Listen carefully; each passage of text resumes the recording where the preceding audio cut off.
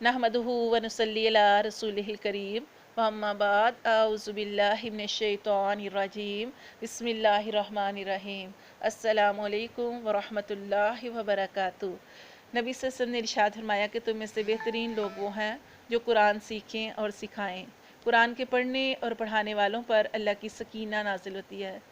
फरिश्ते ऐसी महफ़िलों को घेर लेते हैं और रब फरिश्तों के सामने बंदों के ऐसे अमाल पर, इन अमाल पर फ़ख्र फरमाते हैं। आप सल्लल्लाहु अलैहि वसल्लम ने इरशाद फरमाया कि कुरान मजीद का एक हरफ पढ़ने से 10 नेकियां मिलती हैं। आपने इरशाद फरमाया कि मैं नहीं कहता कि अलिफ लाम मीम एक हरफ है, बल्कि अलिफ एक, लाम दूसरा और मीम तीसरा हरफ है, और जो कोई इनको पढ़ता है उसको 30 नेकियां मिलती हैं। तो इससे हमें ये पता चला कि कुरान मजीद का पढ़ना हमारी नेकियों में इजाफे का सबब बनता है। कुरान मजीद का पढ़ना खैर व बरकत का ज़रिया है।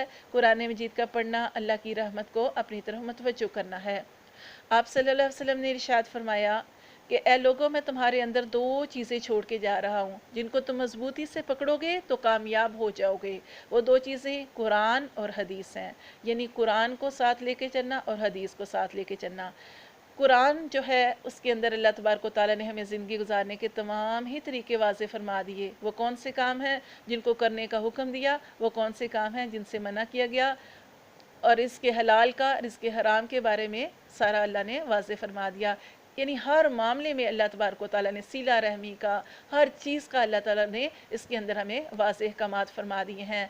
और वो पहली उम्मतों के ज़िक्र फरमा के अल्लाह तबारक व तआला ने हमें ये बताया वो कौन सी खराबियाँ थी, वो कौन से काम थे जो उनकी उम्मतों के हलाकत का सबब बन गए, उन कामों से हमें बचने का भी हुक्म दिया।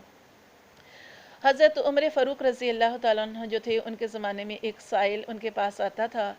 तो जब भी उनके पास आता तो आप उनको देते और साथ में एक नसीहत किया करते थे कि तो कुरान पढ़ा कर।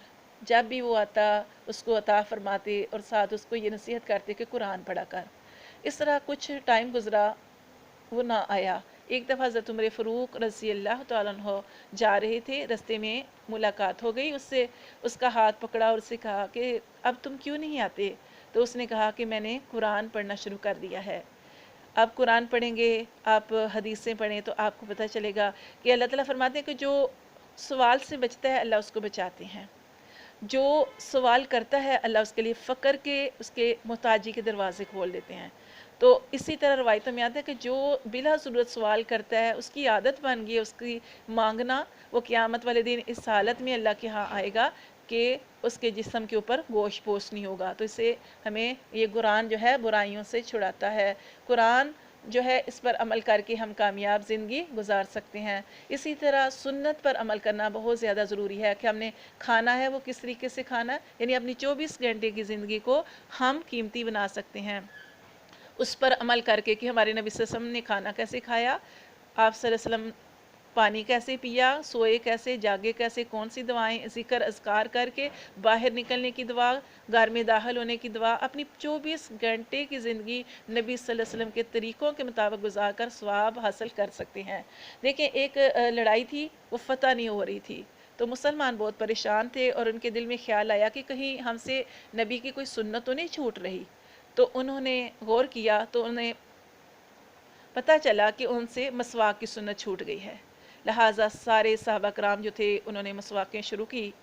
तो इस मसवाक करने की वजह से काफरों के दिलों पर इतना रोब तारी हुआ कि उन्होंने कहा मुसलमान तो अपने दांत तेज करेंगे तो हमें शायद कच्चा निगलेंगे, चबाएंगे। तो मतलब अल्लाह ने उनके दिलों पर ऐसा रोब डाल दिया कि वो बगैर लड़ाई के वो जंग जो थी वो फतह हो गई। इसलिए कुरान और नबी सल्लल्लाहु अलैहि वसल्लम के तरीक़ों सुन्नतों पर अमल करके हमारे लिए कामयाबियाँ ही हैं। और हमें अल्लाह की तरफ रुजू करना चाहिए, अल्लाह से तौबा करनी चाहिए, अपने अमाल जो हैं अल्लाह से तौफीक मांगनी चाहिए कि हमें नेक अमाल करने की अल्लाह पाक तौफीक अता फरमाए। हदायत अल्लाह से मांगनी चाहिए क्योंकि हदायत मांगने से मिलती है। रिज़्क जो है वो अल्लाह ने हमारी किस्मत में लिख दिया है, वो जितना हमें मिलना है अल्लाह ने उसका लिख दिया है। इसी तरह हमारी कितनी ज़िंदगी है, कौन सी ज़मीन में हम मरेंगे, वो भी अल्लाह ने लिख दिया। लेकिन हदायत अल्लाह फरमाते हैं कि इंसान मांगेगा तो उसे अता फरमाऊँगा। तो इसलिए हमें अल्लाह से हदायत मांगनी चाहिए। अल्लाह हम सबको हदायत अता फरमाए, अल्लाह हमें सीधे रास्ते पे चलने की तौफीक अता फरमाए। हमें अल्लाह की तरफ रुजू करना चाहिए। बेशक कि हम ख़ताकार हैं, सियाहकार हैं, और बेशक कि हम قدم قدم پہ غلطی کرتے ہیں، لیکن ہمیں اللہ سے بہت سی امید ہے، ہم اللہ کی طرف رجوع کرتے ہیں، اپنے گناہوں کی معافی مانگتے ہیں اور اللہ پاک ہمیں معاف فرمائے۔